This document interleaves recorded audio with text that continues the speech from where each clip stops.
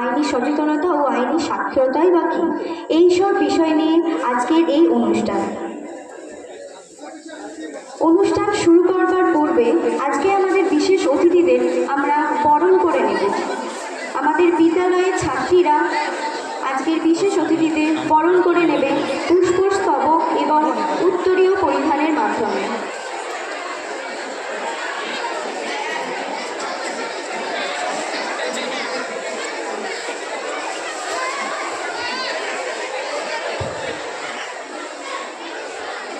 সবার প্রথমেই মহামান্য বিচারপতি শাহিদ পারভেজ মহাশয়কে বরণ করে নেবে আমাদেরই দুই ছাত্রী।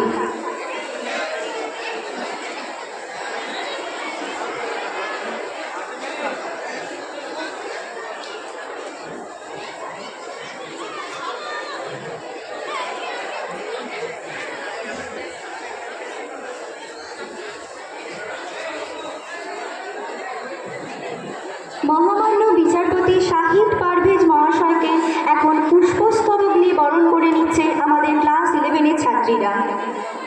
মহিলারা তুমি স্টিল ছবি তুলবে, স্টিল ছবি। করতালির মাধ্যমে আমরা ওনার বরণকে স্বীকৃতি দেব।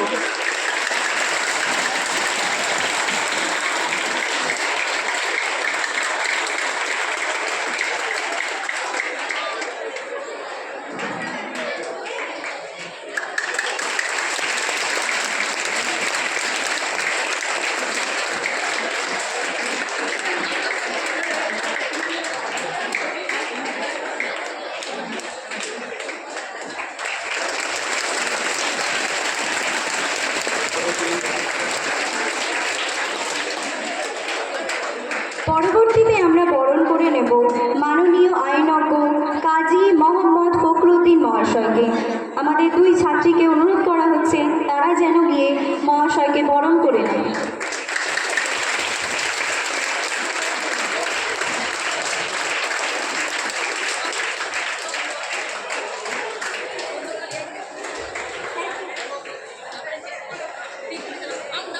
এই কথা বলছি।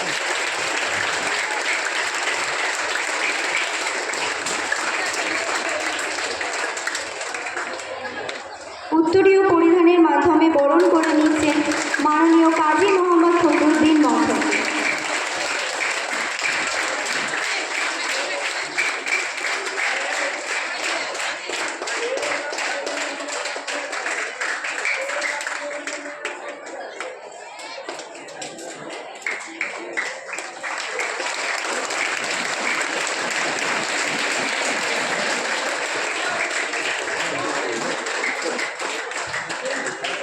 পরবর্তী বরণের জন্য দুই ছাত্রীকে বলবো পরবর্তীতে আমরা বরণ করে নেব মাননীয় আইনজ্ঞ সঞ্জীবানন্দ বক্সী মহাশয়কে।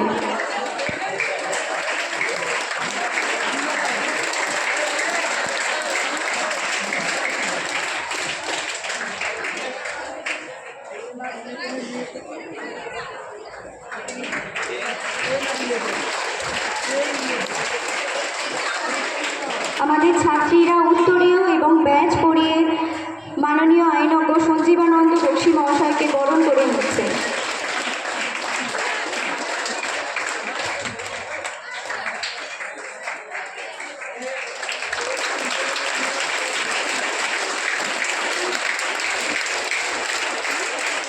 পরবর্তীতে আমরা বরণ করে নিতে চলেছি আমাদেরই বিদ্যালয়ের প্রধান শিক্ষক মহাশয় মাননীয় সভাপতি মহাশয় শ্রী দেবনারায়ণ দত্ত মহাশয়কে।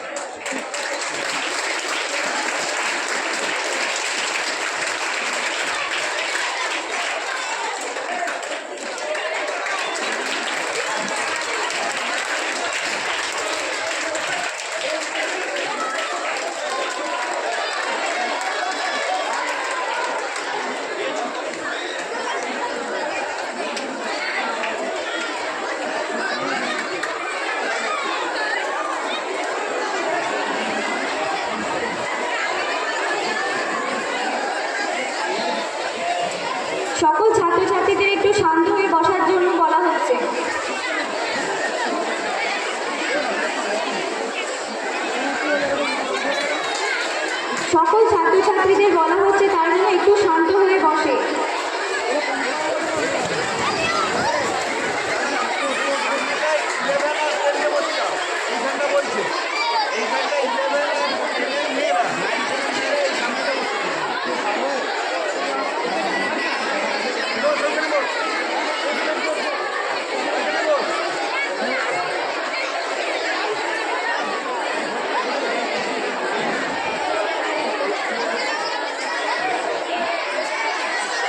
অসংখ্য ধন্যবাদ আমাদের বিচারপতি মহাশয় এবং আইনজ্ঞ এবং আমাদের প্রধান শিক্ষক মহাশয়কে এই অনুষ্ঠানে উপস্থিত হওয়ার জন্য এবং এই অনুষ্ঠানকে সাফল্যমণ্ডিত করার জন্য। আমরা এরপর শুনে নেব ওনাদের কিছু বক্তৃতা, কিন্তু তার আগে কিছু কালচারাল অনুষ্ঠানের দিকে যাওয়া যাক। আমরা এই অনুষ্ঠানটির সূচনা করব একটি সুন্দর রবীন্দ্রসঙ্গীত এবং উদ্বোধনী সঙ্গীতের মধ্যে দিয়ে।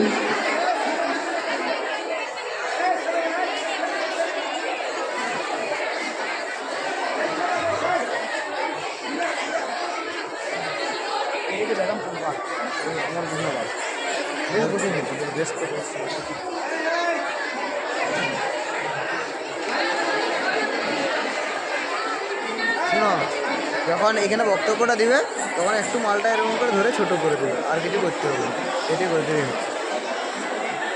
কালচারাল অনুষ্ঠানের দিকে পরে ফেরা যাবে।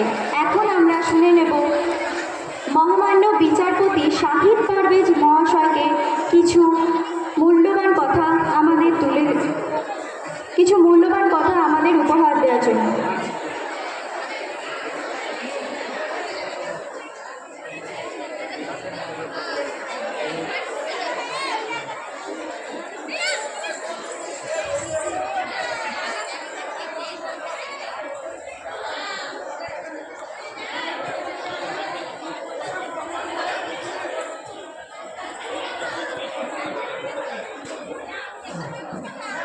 ভুল ত্রুটি মার্জনীয়। আমরা এখন আমাদের বিদ্যালয়ের প্রধান শিক্ষক মহাশয়কে ডেকে নেব তার কিছু মূল্যবান বক্তৃতা আমাদের সামনে তুলে ধরার জন্য।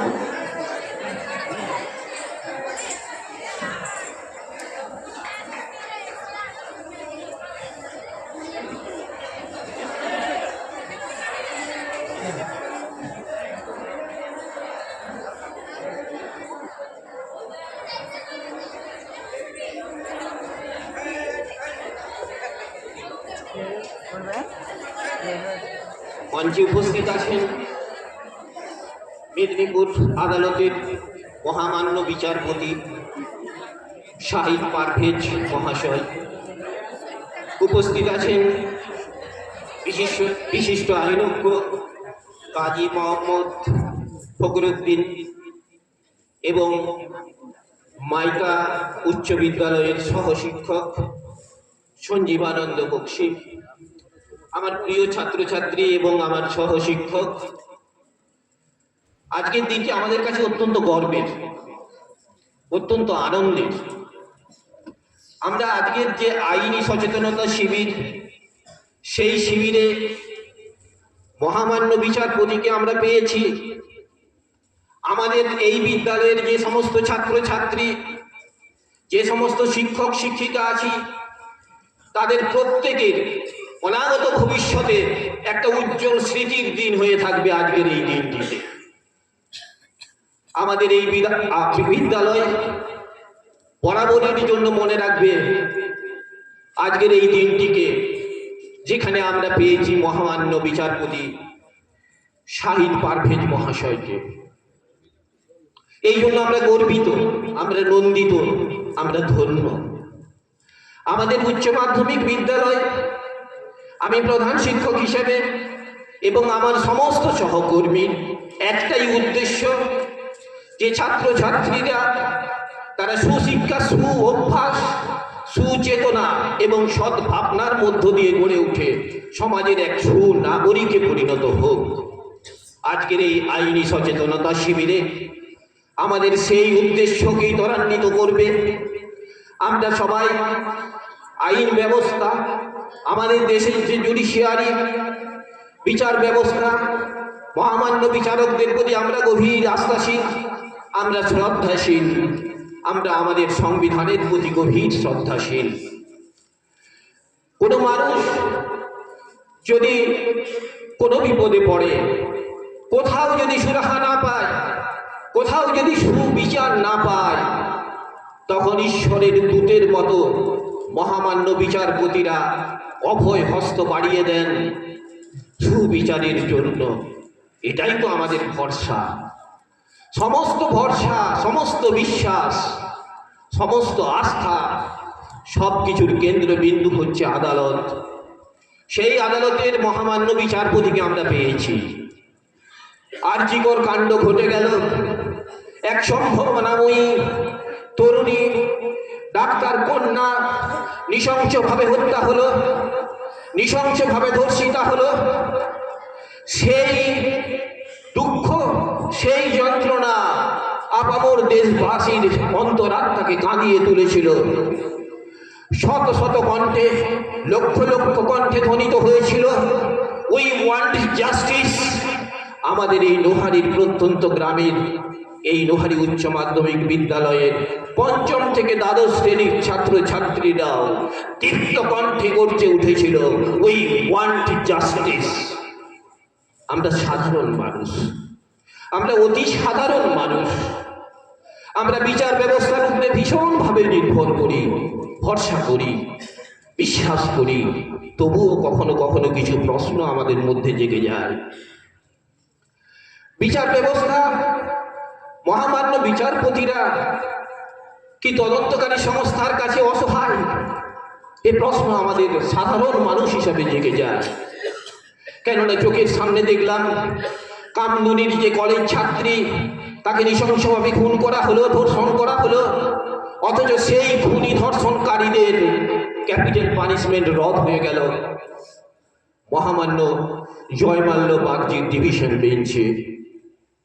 তাই আমাদের ভয় হয়, সংশয় হয়, আরজিকরের তিলোত্তমাকে সঠিক বিচার পাবে, এ সংশয় আমাদের ছাত্রছাত্রীদের মধ্যেও রয়েছে।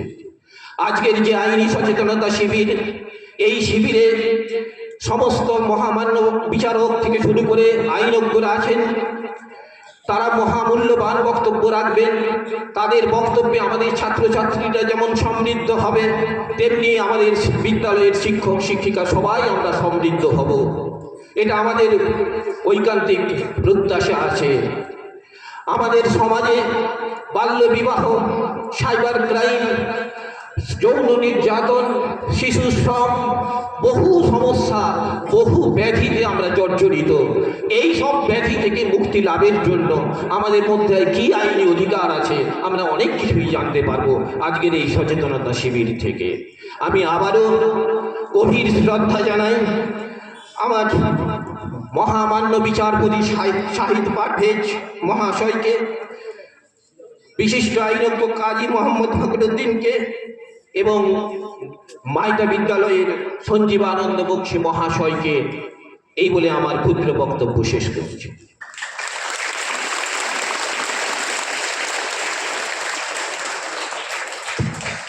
অসংখ্য ধন্যবাদ বিদ্যালয়ের প্রধান শিক্ষক মহাশয়কে তার কিছু মহামূল্যবান কথা আমাদের সামনে তুলে ধরার জন্য। পরবর্তীতে অনুরোধ জানাবো মহামান্য বিচারপতি শাহিদ পারভেজ মহাশয়কে তার কিছু মূল্যবান কথা আমাদের সামনে তুলে ধরার জন্য।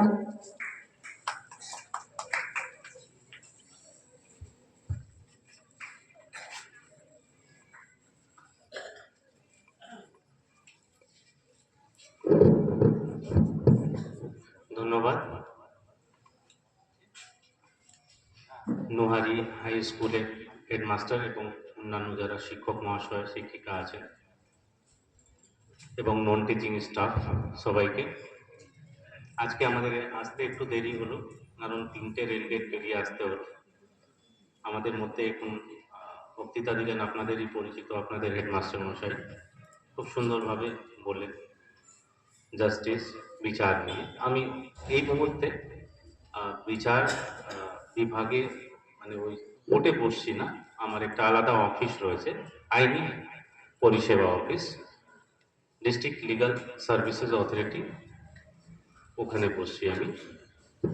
এখানে মূল উদ্দেশ্য হচ্ছে আমাদের আইনি সচেতনতা এবং কিভাবে আমরা যাদের প্রয়োজন তাকে হেল্প করা যায়। এখানে গোয়ালতোড় থানা থেকেও এসেছেন। আমি এই স্কুলে এসে মনে করছি আমি আমার কয়েক বছর পিছনের জীবন, যখন আমিও একটা ছাত্র ছিলাম। আমি ম্যাথ টিচারকে খুবই ভয় পেতাম। ম্যাথ আমার খুবই উইক ছিল আগে থেকেই, এখনো আছে। আর হেডমাস্টার মশাইকে সবচেয়ে বেশি ভয় করতাম। হেডমাস্টার মশাই কোনোদিন আমাদেরকে মারতেন না, কিন্তু ওনার কথা আর চোখের মধ্যে যা ভয় ছিল ওটা দেখে ওনার সামনে দাঁড়াতাম না আমরা। আমি জানি না আপনাদের মনে এখন তো ভয় নেই, এটা তো উঠে গেছে। ম্যাথ টিচার ম্যাথ ভুল হলে মারতেন আমাদেরকে। তো সেই জায়গা থেকে উঠে স্কুল থেকে বেরিয়ে উচ্চশিক্ষা নিয়ে আবার আমি এই জায়গাতে এসেছি। আমাকেও আপনাদের মতন, আপনাদেরকে যেরকম এখানে টিচার আছেন, আমাকেও ওরকমই টিচার শিক্ষা দিয়েছেন। আমিও টিচারদের জন্যই এই জায়গায় দাঁড়াতে পেরেছি। আমাকেও টিচার ভালো করে গাইড করেছিলেন। আজকে যদি আমি টিচারদের কথা না শুনতাম, যে ভালো করে পড়তে হবে, বাবা মায়ের কথা শুনতে হবে, সময়ের মতন পড়তে হবে, টিউশন হোক, স্কুল হোক, ক্লাস হোক, হোমওয়ার্ক হোক, সময় মতন করতে হবে, সেইগুলো আমিও হয়তো কিছুটা করতাম, কখনো খেলতে যেতাম, কিন্তু আস্তে আস্তে আমি এটাকে টেক আপ করেছি। তারপরে এই জায়গায় এসেছি। মানে আমাদের জন্য সবচেয়ে ইম্পর্টেন্ট প্লেসটা হচ্ছে টিচারদের। স্কুলে যখন আছি আমাদের কাছে টিচাররা সবচেয়ে ইম্পর্টেন্ট পার্সন। ওনাদের কথা আমাদেরকে শুনতে হবে। ওনারা যাই বলছেন আমাদের ভালোর জন্যই বলছেন। একটা টিচার, কেউ স্টুডেন্ট ভালো আছে, কেউ খারাপ আছে, মানে লেখাপড়ার দিক থেকে বলছি আমি। যেমন আমি বললাম আমার ম্যাথ আগে ভালো ছিল না, এখনো নেই, এরকম ছাত্রছাত্রী হতেই পারে। তো যাদের ম্যাথ ভালো আছে সায়েন্স গ্রুপ নিয়ে আগে উচ্চশিক্ষায় যাবেন, যাদের নেই তারা আর্টস নেবেন, কমার্স নেবেন। সবার জন্য সবকিছু রয়েছে। তার জন্য টিচারদের কথা শুনতে হবে, ভালো করে স্কুলে পড়তে হবে, যে হোমওয়ার্ক দেয়া হবে সেই হোমওয়ার্ক গুলো সময়ের মতন করতে হবে। ঠিক আছে? এবার আপনাদের হাতে একটা হলুদ রঙের কাগজ দেওয়া হয়েছে সবাইকে, পেয়েছেন? ওই কাগজটাকে ফেলবেন না বা হাওয়াই জাহাজ বানিয়ে উড়াবেন না। করি তো আমরা স্কুলে, আমিও করেছি। এর মধ্যে অনেক ইম্পর্টেন্ট ইমেল আইডি রয়েছে, ফোন নাম্বার লেখা আছে। যদি বাড়িতে কারো মোবাইল আছে, মোবাইলে এটাকে ছবিটা তুলে নেবেন, হয়তো কাগজ আছে হারিয়ে যাবে।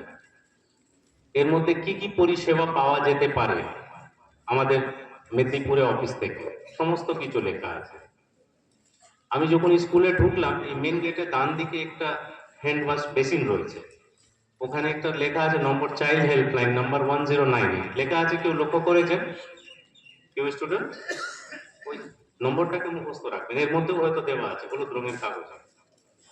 যখনই কোনো আপনাদের অসুবিধা হবে অথবা আপনাদের আশেপাশে যে বন্ধু বান্ধব রয়েছে, গ্রামে হোক, স্কুলে হোক, যাকে চেনেন বা কারোর খবর পেয়েছেন যে এরকম কোনো সমস্যা আছে, কোনো বাচ্চাদের নিখোঁজ হয়ে গেছে, কারোর বাল্যবিবাহ হচ্ছে, কেউ জোর করে নিয়ে চলে গেছে, আপনাদের কোনো অসুবিধা নেই, কারোর নাম বলা হবে না, এটা গোপন থাকবে। ওই নম্বরগুলো দেওয়া আছে, ওখানে ফোন করবেন। তার আগে সরাসরি আপনাদের শিক্ষক শিক্ষিকা যিনি আছেন, টিচার্স, ওনাদেরকে যোগাযোগ করবেন যে এরকম এরকম আমাদের বন্ধুর সাথে ঘটনা ঘটে গেছে বা ঘটতে যাচ্ছে, আমরা কি করবো। তো সঙ্গে সঙ্গে টিচাররা রয়েছেন, ওনারা পদক্ষেপ নেবেন। আমাদের অফিসে যোগাযোগ করবেন অথবা গোয়ালতোড় থানা রয়েছে, এখানে যোগাযোগ করবেন, আমরা হেল্প করার সাহায্য করব। এবার কয়েকটা জিনিস বলি আমি। আপনারা মোবাইল ব্যবহার করেন বাড়িতে? কে কে হাত তুলেন একটু, অসুবিধা নেই, অনেকজনই মোবাইল ব্যবহার। সবাই স্মার্টফোন ব্যবহার করছেন? ফেসবুক, হোয়াটসঅ্যাপ সবার আছে? ফ্রেন্ড হয়েছে? ফ্রেন্ড আছে তো? স্কুলের ফ্রেন্ড নাকি স্কুলের বাইরেও ফ্রেন্ড হয়ে গেছে মোবাইলের জন্য? জোরে বলুন একটু। স্কুলের বাইরেও তো নিশ্চয়ই আছে কেউ কেউ, আছে না? ওটা করবেন না।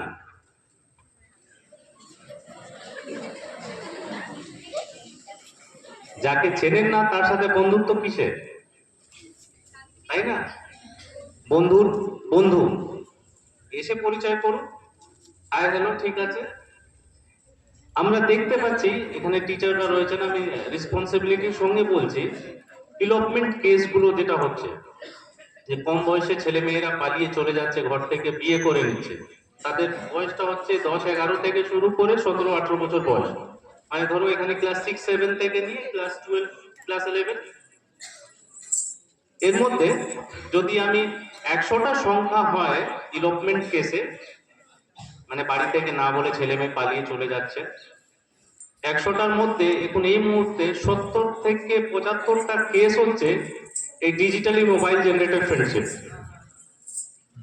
ফেসবুক, ইনস্টাগ্রাম, হোয়াটসঅ্যাপ, এইগুলো থেকে যে বন্ধুত্বটা হচ্ছে অচেনা টোটালি। কি করো, আমি এই ভালো কোম্পানিতে চাকরি করি, পরে কি দেখা যাচ্ছে কোনো গ্যারেজে কাজ করেন, কেউ ইলেকট্রিশিয়ান আছেন কোনো জায়গায়, তাই না?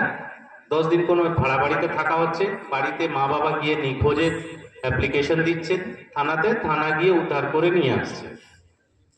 ফলে যদি একসাথে থাকা হয় তাহলে মেয়েকে কিছুদিন হোমে রাখার পরে হয়তো মেয়ে বাড়িতে ফিরে আসছে, ছেলের জন্য পোক্সো কেস হয়ে যাচ্ছে, prevention of child from sexual offences act 2012। এখানে জামিন পাওয়া খুবই কঠিন। বোঝাতে পারছি আমি সহজ ভাষায়? আপনারা ভালো করে পড়ুন, চাকরি পরীক্ষা দিন, একটা জায়গায় দাঁড়ান, নিজের নাম, নিজের স্কুলের নাম, নিজের গ্রামের, নিজের বাবা মা, সমাজের নাম সবার উপরে নিয়ে যান। বিয়ে করার তো একমাত্র উদ্দেশ্য নেই আপনাদের বাবা মাদের, তাই না? একটা জায়গা দাঁড়াবো, নিজেকে দেখবো, নিজের বাবা মাকে দেখবো, আশেপাশে যে লোক আছে তাকে সাহায্য করবো, তারপরে তো বিয়ে। একমাত্র উদ্দেশ্য তো বিয়ে হতে পারে না। এবার যারা ক্লাস 11-12 এর কেউ আছেন এখানে স্টুডেন্ট? 12 নেই, 11 আছে আপনাদের। তাহলে যারা 11 আছেন তাদের বয়স মনে হয় 18 বছর হয়নি তো? এবার আমাদের ভারতবর্ষে একটা কন্ট্রাক্ট করতে গেলে 18 বছর বয়স হতে হবে। বিয়ের জন্য মেয়ের 18, ছেলের 21, কিন্তু একটা কন্ট্রাক্ট করতে গেলে মিনিমাম 18 বছর বয়স হতে হবে। যখনই আমরা মোবাইল থেকে প্লে স্টোর আছে না আপনাদের স্মার্টফোনে, প্লে স্টোর ডাউনলোড করছেন সবকিছু, আই এগ্রি একটা কলম থাকে, টিক মেরে দিচ্ছেন, ইয়েস, আই এগ্রি, ওটা সব কিন্তু কন্ট্রাক্ট টার্মস অফ এগ্রিমেন্ট থাকছে। 18 বছরের নিচে কিন্তু সবগুলো হয়ে যাচ্ছে, কোম্পানি আমেরিকাতে বসে আছে। এটা তো একটা ইন্ডিয়ান লতে আমরা ভুল কাজ করলাম, 18 বছরের আগে একটা কন্ট্রাক্টে এন্টার করে গেলাম, ফেসবুক কোম্পানির সাথে, ইনস্টাগ্রামের সাথে, হোয়াটসঅ্যাপের সাথে এন্টার হয়ে গেল। তার সাথে সাথে কি হচ্ছে, বন্ধু বান্ধবের সাথে বসে চ্যাটিং শুরু হলো। স্কুলে আমাদের ফ্রেন্ড আছে, এবার অচেনা ফ্রেন্ড গুলো শুরু হলো আসতে, যাকে চিনি না। এইগুলো থেকে দূরে থাকবে, কারণ এইগুলো থেকে কি হচ্ছে, ছেলে মেয়েরা, আপনাদেরকে বলছি সচেতন হওয়ার জন্য। আমরা দেখছি এই মেদিনীপুর জেলায় এই কেসগুলো অসংখ্য হয়ে যাচ্ছে। চাইল্ড ম্যারেজ, বাল্য বিবাহ, মোবাইল থেকে কিরকম পরিচয়, আমরা যখন খবর পাচ্ছি কিভাবে তোমাদের পরিচয়, মোবাইল থেকে, ফেসবুক, ইনস্টাগ্রামে পরিচয় হয়েছে। তারপরে আমরা 10 দিন গেলাম, একসাথে থাকলাম, তারপরে আমাদের অসুবিধা শুরু হলো, ওই ভাড়া বাড়ি ছেড়ে অন্য ভাড়া বাড়িতে চলে গেলাম, পড়াশোনা শেষ হয়ে গেল, স্কুল থেকে বেরিয়ে গেলাম, মাঝখানে পড়াশোনা বন্ধ, বাবা মা গ্রামে আর থাকতে পারছে না, আশেপাশে লোক জিজ্ঞেস করছে, আমি সেই জন্য চলে এলাম। তাহলে এই যে চলে এলাম, কিছুদিন হোমে থাকার জন্য পড়াশোনা ওখানে হচ্ছে, আবার স্কুলে ফিরতে, আবার বন্ধু বান্ধব তো জিজ্ঞেস করবে, তাহলে এইগুলো কি আমরা চাইবো বা আপনারা চাইবেন? কোনোদিনও না। তাহলে ইভিনিং এ, সন্ধ্যেবেলা আমাদের বাড়িতে গিয়ে ফেরার পথে কাজ হচ্ছে ভালো করে যে টিচার যারা রয়েছেন, শিক্ষক শিক্ষিকা যারা হোমওয়ার্ক দিয়েছেন, সেই হোমওয়ার্কটাকে করবেন। ঠিক আছে, মোবাইলটা যতটা কম ব্যবহার করবেন ততটা ভালো। আমি খবর পেলাম আপনাদের স্কুল থেকে সামনের মাসে 10 তারিখে সম্ভবত মাধ্যমিক পরীক্ষা শুরু হবে। 109 জন ছাত্র ছাত্রীরা সেন্টার হয়েছে পরীক্ষার জন্য।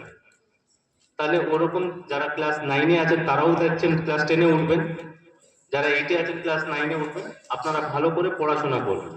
কেউ ইমেল ব্যবহার করে, ইমেল কাউকে পাঠায় কেউ ইমেল, আর তুলুন, অসুবিধা নেই, বলুন। কেউ নেই?